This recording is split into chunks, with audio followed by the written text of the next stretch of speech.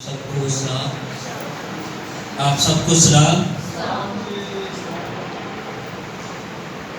तो इससे पहले कि मैं अपना कलमा पेश करूं तो आए मेरे साथ निकालें हवाला मुकद्दस लूका की इंजील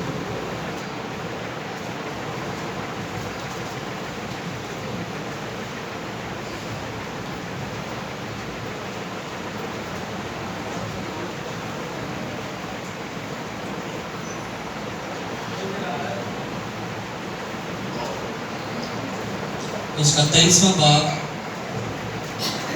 और उसकी आयत नंबर 34, बल्कि मैं 32वीं आयत से पढ़ूंगा।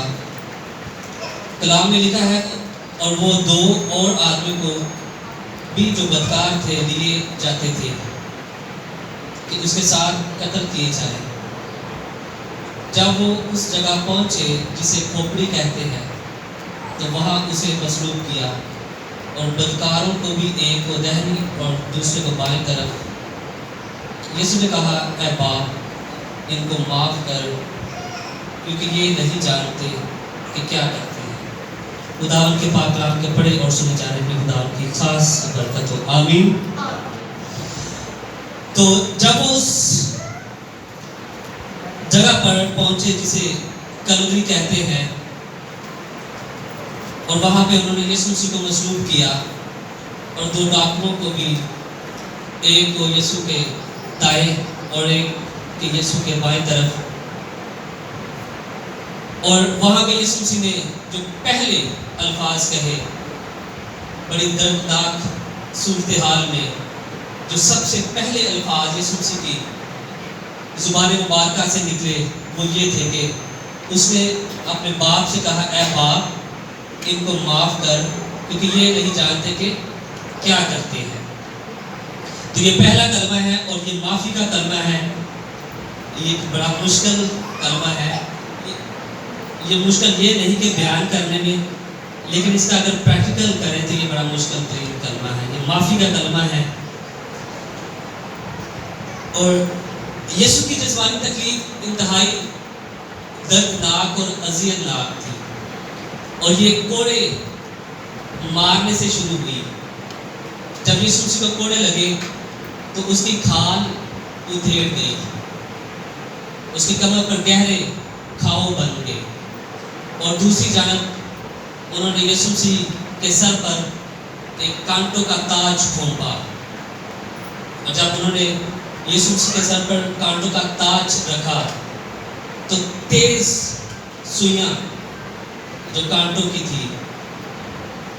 जब हम पुराने अहदनामा में जाएं तो मैं ज़्यादा डिटेल के साथ बयान नहीं करूँगा, मुख्तसर बयान करूँगा। तो वो कांटे 2 इंच या 1.5 इंच के होते थे, और जब यीशु मसीह के सर पर वो कांटों का ताज रखा गया तो तेज सुइयां उसकी खाल पर जब लगी तो वो खाल चीर कर उस कांटों ने अंदर अपनी जगह बना ली। वो कांटे यीशु मसीह के सर के अंदर घुसाए गए। और बड़ी एक सोचने की बात है कि जब वो कांटे यीशु मसीह के सर के अंदर घोंपे गए तो बड़े कांटे थे, और लिखा है कि जब वो कांटे फलस्तीन की एक बेल थी उससे लिए गए थे, और 2-3 कांटे काफ़ी थे कि इंसान की मौत हो जाए अगर वो 2-3 कांटे इंसान के जिस्म में लगे। तो यीशु मसीह की मौत नहीं हुई। शैतान अब्लीस चाहता था कि ये कांटों का ताज उसके सर पर रखे और जहाँ पे इसकी मौत हो जाए, लेकिन यीशु मसीह की मौत नहीं हुई। एक बड़ी खास और गहरी बात है कि यीशु मसीह ने कहा, ऐ बाप, इनको माफ़ कर। हालांकि यीशु मसीह तो निजात देने आया था, और उसने क्यों कहा, ऐ बाप, इनको माफ़ कर? और 7 सलीबी कलमात में से सबसे पहला कलमा माफ़ी का है। और यीशु मसीह ने क्यों कहा? हालांकि वो तो उसको कत्ल करने के लिए जा रहे थे। जब हम पुराने अहदनामा में जाए और उसका मुताला करें तो खुदा को गुस्सा आता था, और खुदा कहता था कि मैं इनको हलाक कर दूंगा। जब इसराइल किसी दूसरे मुमालिक से लड़ती तो खुदा को गुस्सा आता, खुदा इसराइल के हाथों उनको शिकस्त देता। और जब इसराइल गुनाह करती तो खुदा اکثر موسیٰ کو کہتا کہ میں ان کو ہلاک کرنے جا رہا ہوں۔ اس کا یہ مطلب ہے کہ خدا کو غصہ آتا جب کوئی انسان خدا کے خلاف کوئی گناہ کرتا یا کوئی اس کے خلاف چلتا۔ تو یہاں پہ یسوع مسیح جو اس کا اکلوتا بیٹا تھا، اس کو وہ مار رہے تھے، اذیت دے رہے تھے، اور رات کو بھی ہم نے دیکھا کہ وہ سین یسوع مسیح کے منظر کو پیش کرتا جب وہ ڈرامہ پیش کر رہے تھے بچے۔ تو خدا کو یقیناً غصہ آیا ہوگا کیونکہ اس کا بیٹا صلیب پر تھا اور انہوں نے کوڑے لگائے، کانٹوں کا تاج اس کے سر پر رکھا، اذیت دی، ایسی اذیت کہ نہ برداشت کی ہوئی، اور کسی انسان نے ایسی اذیت نہیں سہی ہوگی۔ تو کیوں خداوند یسوع مسیح نے کہا اے باپ ان کو معاف کر؟ اگر خداوند یسوع مسیح نہ کہتے، ہو سکتا تھا کہ خدا ان کو معاف نہ کرتا، جو کوڑے اور وہ جو یہودی تھے جو یسوع مسیح کو مصلوب کرنے کے لیے لے جا رہے تھے۔ اور یسوع مسیح نے اپنی جو اس نے الفاظ کہے اس نے پریکٹیکل کر کے بھی دکھایا، اور کیونکہ یسوع مسیح تو زمین پر صلح کروانے آیا تھا، جو انسان کا رشتہ ٹوٹا ہوا تھا وہ بحال کرنے آیا تھا۔ اس وجہ سے یسوع مسیح نے کہا اے باپ ان کو معاف کر، کیونکہ یہ نہیں جانتے کہ کیا کرتے ہیں۔ رشتہ انسانوں کے ساتھ بحال کرنے کے لیے آیا تھا۔ یسوع مسیح نے الٹ کام کیا، وہ اس کو صلیب پہ مارنے کے لیے جا رہے تھے، اس کو مصلوب کرنے کے لیے جا رہے تھے، اس کو قتل کرنے کے لیے جا رہے تھے، اس کو مارنے کے لیے جا رہے تھے، اور یسوع مسیح نے الٹ کام کیا۔ یسوع مسیح نے اس کو معاف کیا ان لوگوں کو۔ وہ اس کو مار رہے تھے اور وہ معافی کی اپیل کر رہا تھا۔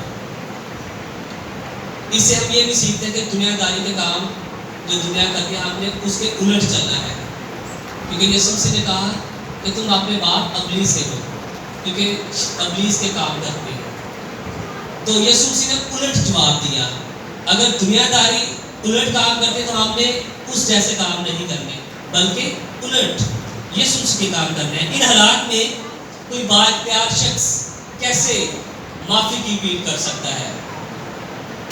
اس یسوع مسیح کے بارے میں لکھا تھا پرانے عہد نامے میں اور نئے عہد نامے میں بھی کہ یہ بڑے اختیار والا ہے، ساری چیزیں اس کے اختیار میں ہیں، اور دنیا کا بنانے والا آج کے دن ہماری خاطر مرنے کو جا رہا ہے، اذیت سہنے کو جا رہا ہے۔ تو بڑی خاص بات میں یہاں کرنے جا رہا ہوں کہ یہاں پہ لاسٹ میں 2 نقطے بیان کر کے اپنے کلمے کو ختم کروں گا۔ معاف کرنا ہے، اور جب ہم معاف کرتے ہیں اس کے کیا نتائج نکلتے ہیں، اور جب ہم معاف نہیں کرتے دنیا میں رہتے ہوئے تو اس کے کیا نتائج نکلتے ہیں۔ ان پوائنٹ کو میں نے بڑے خاص طور پر خداوند سے مانگے، اور یہ بڑی خاص بات سب سے پہلے میرے سیکھنے کے لیے، اس کے بعد آپ کے لیے۔ یسوع مسیح نے جب ایک شاگرد یسوع مسیح کے پاس آیا تو اس نے کہا کہ جب میرا بھائی میرا گناہ کرے تو اے خداوند میں کتنی بار اس کو معاف کروں؟ کیا دن میں 1 دفعہ؟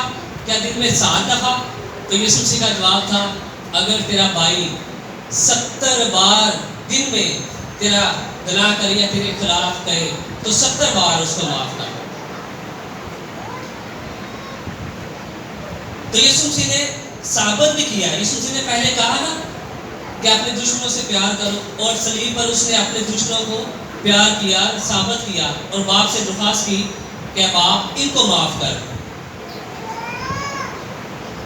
اور خدا یسوع مسیح نے پہلے بھی کہا کہ معاف کرو تاکہ تمہیں بھی معاف کیا جائے گا۔ اور آخری پوائنٹ بڑا خاص ہے، اس سے پہلے میں ایک واقعہ بیان کرنا چاہتا ہوں کہ ایک عورت جو ایک وقت گناہ میں پکڑی گئی اور سارے لوگ اکٹھا ہو کر اس کو یسوع مسیح کے پاس لائے اور اس کو سنسار کرنے کے لیے یسوع مسیح کے پاس لائے، اس کو قتل کرنے کے لیے یسوع مسیح کے پاس لائے، اس کو مارنے کے لیے یسوع مسیح کے پاس لے آئے۔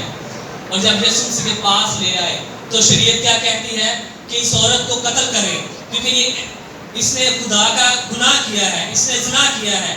شریعت لوگ یہ کہتے تھے کہ اس کو قتل کرے، اس کو مارا جائے، اس کو سنسار کیا جائے، لیکن یسوع مسیح کے پاس جب وہ آئے تو یسوع مسیح نے اس عورت کو معاف کر دیا۔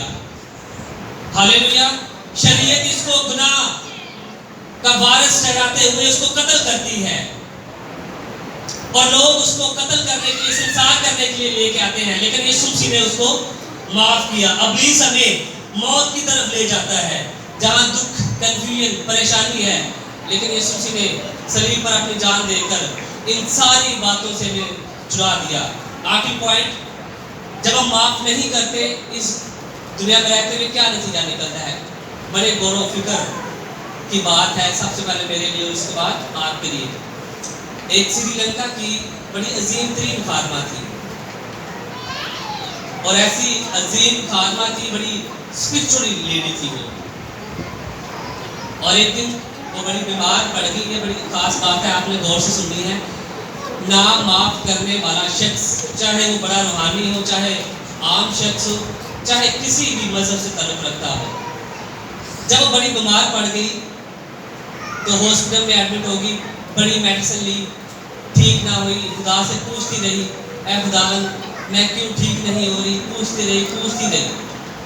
تو میڈیسن لیتی رہی، لیکن آرام اس کو نہ آتا، وہ بیمار سے بیمار ہوتی چلی گئی۔ جب بڑی دیر بعد خداوند نے کلام کیا تو خداوند نے اس سے کہا کہ ایک رات جب تم میٹنگ میں تھی تو عبادت ختم کرنے کے بعد ایک ایسے شخص سے ملی، اور اس سے تو ناراض ہو کر غصے سے آ گئی، اس کو معاف نہیں کیا، اور اس سری لنکا کے 3-4 جادوگروں نے مل کر تیرے خلاف جادو کر دیا ہے۔ اس نے کہا خداوند میرے خلاف کیسے جادو ہو سکتا ہے، میں تو بڑی روحانی ہوں، کیسے ہو سکتا ہے ایسے ممکن؟ تو جب اس کو خداوند نے بتایا کہ ایک رات تو کسی شخص میٹنگ کے دوران اس کو معاف نہیں کیا، تو ان 3 جادوگروں کا جادو تیرے اوپر چل گیا۔ تو اس نے کہا کہ خداوند کیسے یہ ممکن ہو سکتا ہے، میں ٹھیک ہو جاؤں، اب کیا کرنا چاہیے؟ تو خداوند نے کہا اس شخص کو فون کر، اس کو مل اور اس سے کہہ کہ اس رات جب میں میٹنگ میں تھی تو بڑا غصہ ہو کر، ناراض ہو کر واپس آ گئی، تجھے معاف نہیں کیا، اور جا اس سے معافی مانگ اور اسے یہ کہہ کہ میں نے یہ کیا ہے۔ اتنی بڑی خادمہ، پوری سری لنکا کی نامور خادمہ، ایک عام شخص سے جا کے اس سے ملتی ہے اور اس سے کہتے ہیں کہ میرے سے غلطی ہوئی، میں نے تجھے معاف نہیں کیا۔ ہاں، ہمارے زندگی میں یہ چھوٹا سا عنصر ہوتا ہے کہ ہم معاف نہیں کریں، ہم اس کو کچھ نہیں سمجھتے، غصہ، معافی، اور ہم کچھ نہیں سمجھتے، اور خدا کی نگاہ میں، روحانی عالم میں یہ بڑی قدر کی بات ہے، بڑی خاص بات ہے معافی۔ اگر آپ بڑے روحانی ہیں، اگر آپ بڑے پڑھے لکھے ہیں، ایک بڑی اونچی پوسٹ میں ہیں، اس سے کوئی مراد نہیں ہے خدا نگاہ میں۔ 10 گھنٹے دعا کرتے، اس سے کوئی لینا دینا نہیں ہے، وہ علیحدہ ریوارڈ ہے۔ لیکن اگر ہماری زندگی میں معافی کا عنصر نہیں ہے، یہ ساری چیزیں کچھ نہیں ہیں۔ آپ ہو سکتا ہے بڑے سخت الفاظ ہیں، آپ ہو سکتا ہے جتنی مرضی منادی کر لیں، اور جب خداوند کی بادشاہی میں جائیں تو خداوند آپ کو کہے آپ واپس چلے جائیں اس جہنم کی آگ میں، آپ نے معاف نہیں کیا اس دنیا میں آتے ہوئے، اور یہ بڑی خاص بات ہے۔ اور جب میں کلمہ لینے کو تو میں نے کہا کہ یہ 5واں کلمہ لوں یا 6واں کلمہ لوں، خدا سے پوچھا، اور میں نے بڑی غور و فکر سے یہ کلمہ لیا۔ خدا نے یہ سمجھا مناسب کہ میں نے آپ تک پہنچاؤں کہ معافی ایک بڑا سمپل سا لفظ ہے، بڑا سمپل سا عنصر ہے، لیکن اس کا ریوارڈ اور یہ اس کا بہت بڑا یہ اثر رکھتا ہے معافی۔ خدا نے سب سے پہلے بڑی دردناک حالت میں سب سے پہلے خدا سے، اپنے باپ سے یہ ریکویسٹ کیا، باپ ان کو معاف کر، یہ نہیں جانتے کہ کیا کرتے ہیں۔ اور یہ کلمہ ہمیں سکھاتا ہے کہ اس زندگی میں ہمیں معاف کرنا چاہیے ہر ایک شخص کو۔ اگر معاف نہیں کیا، خدمت کر رہے ہیں یا مسیحی ہے، تو میں اور آپ یہ پہلا کلمہ سامنے رکھے اپنی زندگی میں کہ معاف کرنا ہے۔ باپ نے اپنے بیٹے کی دعا قبول کیا اور ان کو معاف کر دیا، اور ہم بھی اس میری زندگی میں رہتے ہوئے یسوع مسیح کے پیروکار ہوتے ہوئے اس کے کلمے کو دیکھیں اور اس کے کلمے کو اپنی زندگی میں رکھتے ہوئے معاف کریں۔ خداوند مجھے اور آپ کو اس کلمے کے وسیلہ سے برکت عطا فرمائے۔ Thank you, God bless you.